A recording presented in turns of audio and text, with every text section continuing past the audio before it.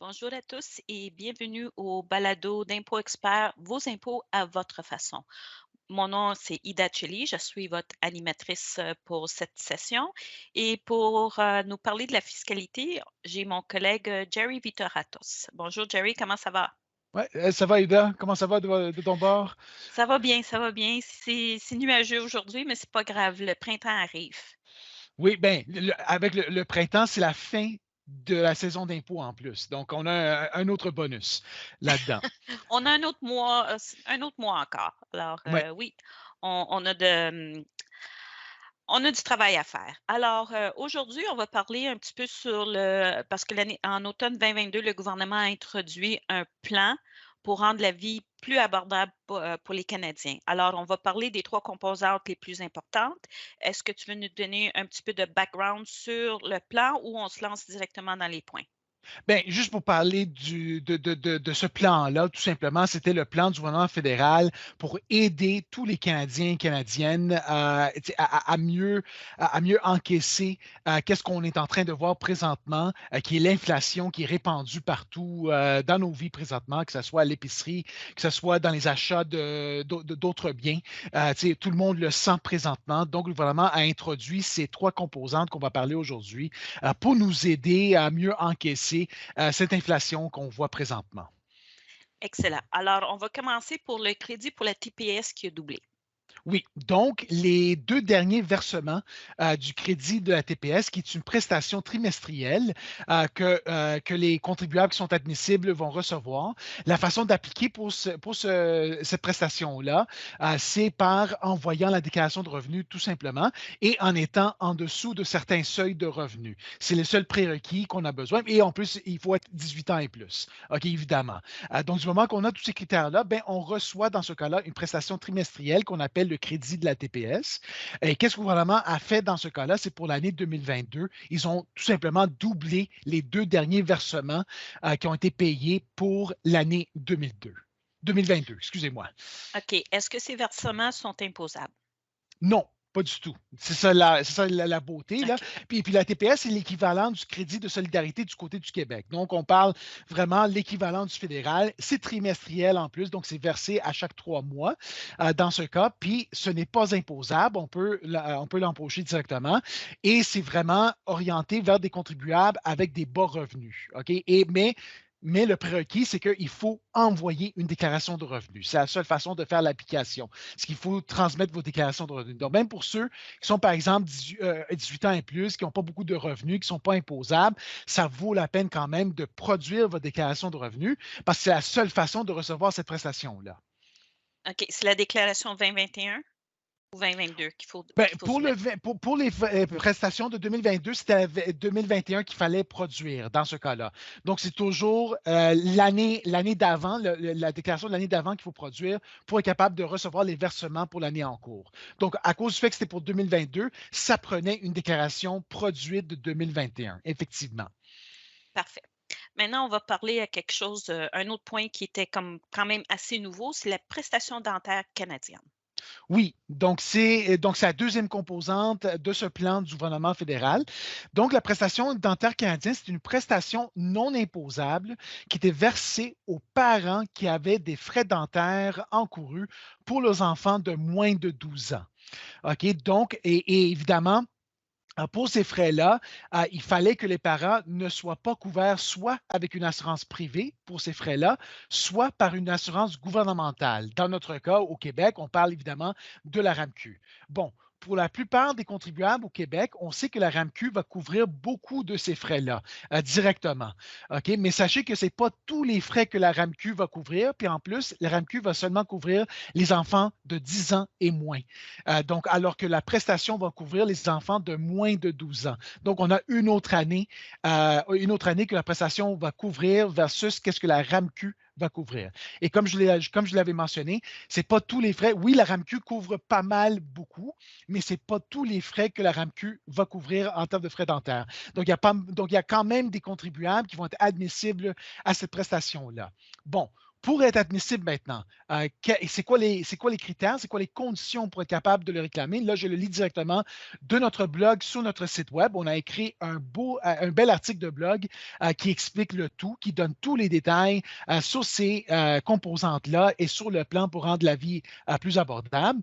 Bon, premièrement, il faut avoir un enfant de moins de 12 ans durant les périodes de prestation, OK, qui veut dire les périodes de prestation. Donc, quand est-ce que le gouvernement va couvrir vos frais dentaires avec cette prestation-là? Il y a 2 périodes. On parle entre le 1er octobre et le 30 juin 1er octobre 2022 et le 30 juin 2023.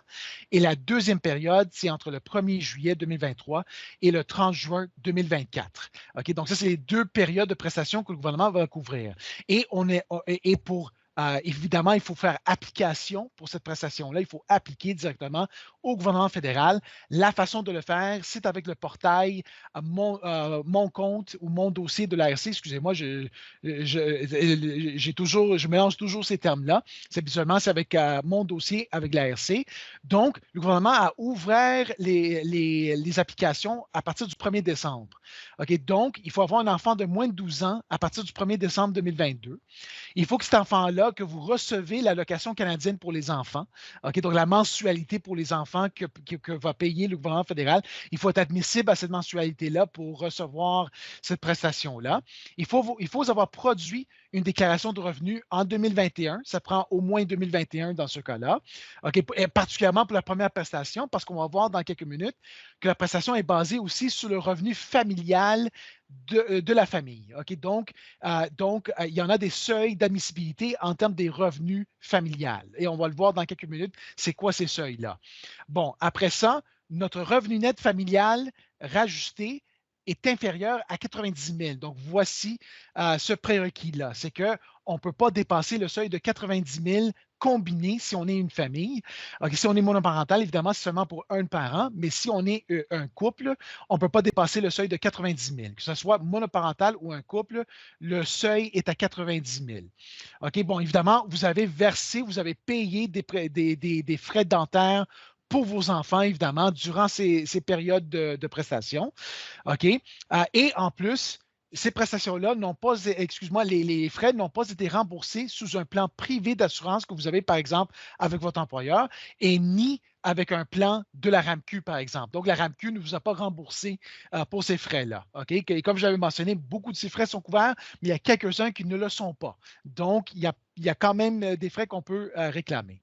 Bon, de là maintenant, quelle serait la prestation possible qu'on pourrait réclamer? Je lis directement, encore une fois, sur notre site blog. On pourrait recevoir jusqu'à un maximum de 650 si le revenu net familial est inférieur à 70 000. Un maximum de 390 de prestations si le revenu net familial est entre 70 000 et 80 000.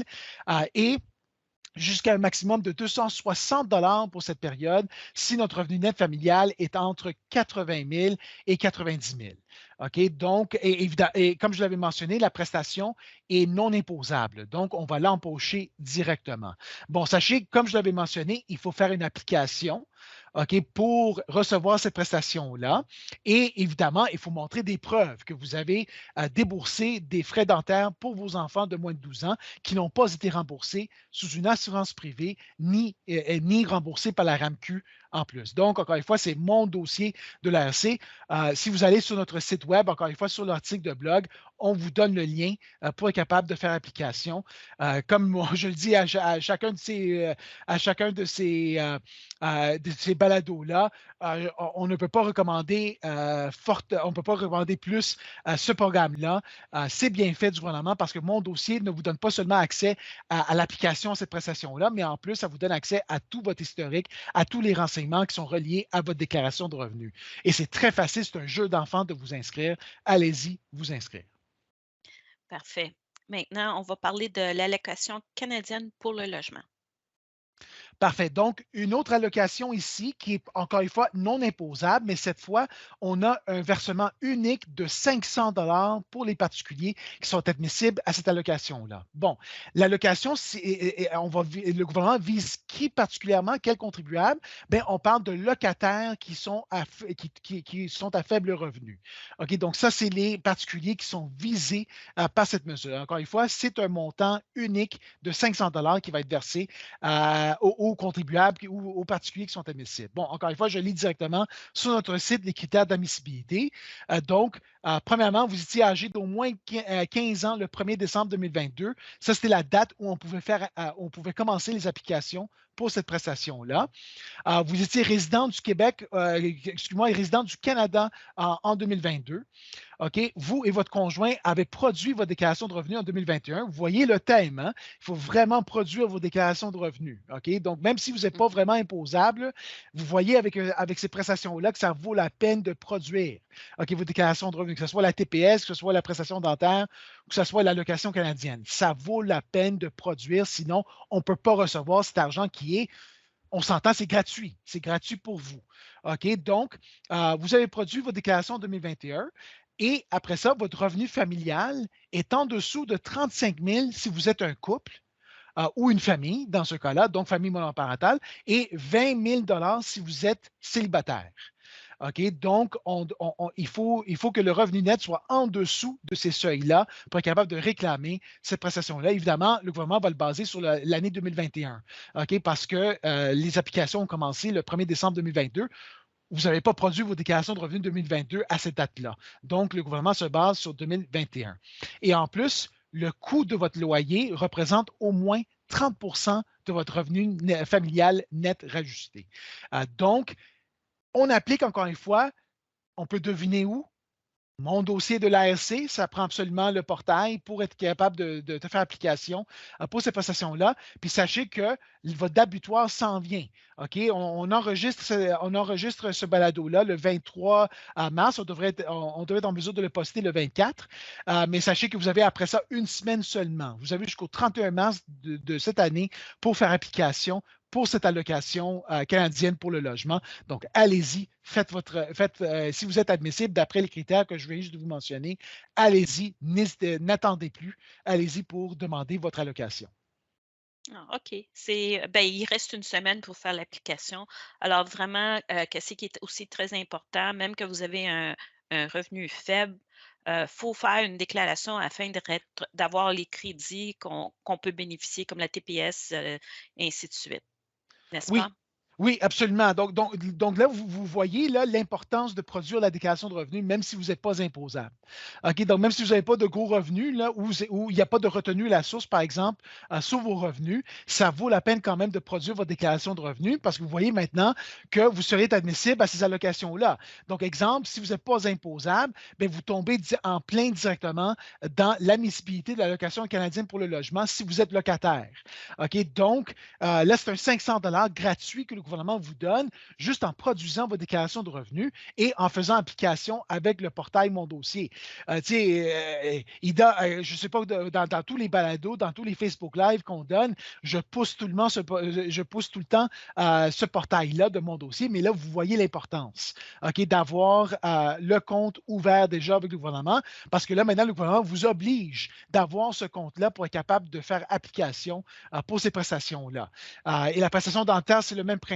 Ça prend une déclaration de revenus pour être capable de recevoir ces prestations-là. Et en plus, ça prend un compte Mon Dossier. Donc, n'hésitez pas, allez-y, créez votre compte, produisez votre déclaration de revenus pour aller rechercher votre argent que vous avez le droit de recevoir. OK. Et pour l'allocation canadienne pour le logement, il faut quand même montrer preuve qu'on loue un logement. Oui, évidemment, évidemment. Donc, parce que j'avais mentionné qu'un des critères, c'est qu'on paye au moins 30 de notre revenu net sur le loyer. Donc, la seule façon de faire cette preuve-là, c'est de montrer évidemment votre bail au gouvernement. Donc, quand vous faites application avec Mon Dossier, le gouvernement va vous poser des questions et va vous demander des preuves. OK? Donc dans ce cas-là, absolument, tu as absolument raison, Ida. Ça prend des preuves, le gouvernement. Puis la prestation dentaire, c'est le même principe. Il faut montrer au gouvernement, il faut montrer des preuves, donc les reçus des frais dentaires que vous avez encourus pour votre enfant qui n'ont pas été remboursés par votre assurance privée ni par la RAMQ.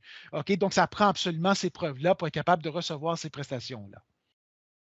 Bien, excellent. Cela couvre quand même, grosso modo, le plan du gouvernement. Est-ce que tu as des mots de la fin que tu voudrais, rappeler aux écouteurs? Oui, absolument. Donc, comme je l'avais mentionné, vous l'avez vu, je le lisais directement de notre site web qui est sur impoexpert.ca. On a notre blog d'impôts. Tous les détails que je viens juste de mentionner dans ce balado se retrouvent là-dedans. Donc, vous allez sur notre site impoexpert.ca, vous placez votre souris sur l'onglet Conseils et outils. Et après ça, vous allez avoir un menu déroulant qui va apparaître. Et là, vous avez le choix de blog de ImpoExpert. Cliquez dessus et on a l'article qui explique en détail tous les trois composantes de ce plan-là. Donc, allez-y, le consulter, puis en plus, on vous donne les liens pour aller faire application au site du gouvernement. Donc, n'hésitez pas, allez-y sur notre site. On produit beaucoup d'articles de blog sur la fiscalité en général. Donc, n'hésitez pas d'aller sur notre site et aller consulter ces renseignements. Excellent. Alors, la date pour soumettre nos déclarations est? Cette année, ça va être le 1er mai. Cette année. Donc, à cause du fait qu'on tombe dans la fin de semaine pour la date butoir. Donc, absolument, c'est le 30 avril habituellement, mais comme le 30 avril va tomber, je pense que c'est un dimanche cette année, donc Oui. ça va être le 1er mai dans ce cas-là qui devient la date butoir pour la déclaration de revenus. Donc, moi, je vous dirais, attendez pas jusqu'au 1er mai là, pour ne pas avoir des surprises sur votre déclaration de revenus. Allez-y, produisez bien en avance. Si vous avez un remboursement, vous vous dites, bon, mais j'ai un remboursement, je peux attendre, oui, mais là, vous venez juste de donner un prêt sans intérêt au gouvernement. Puis le gouvernement ne vous ferait pas cette faveur-là en retour. OK, C'est donc vrai. cherchez votre argent maintenant là, et n'attendez plus. Excellent.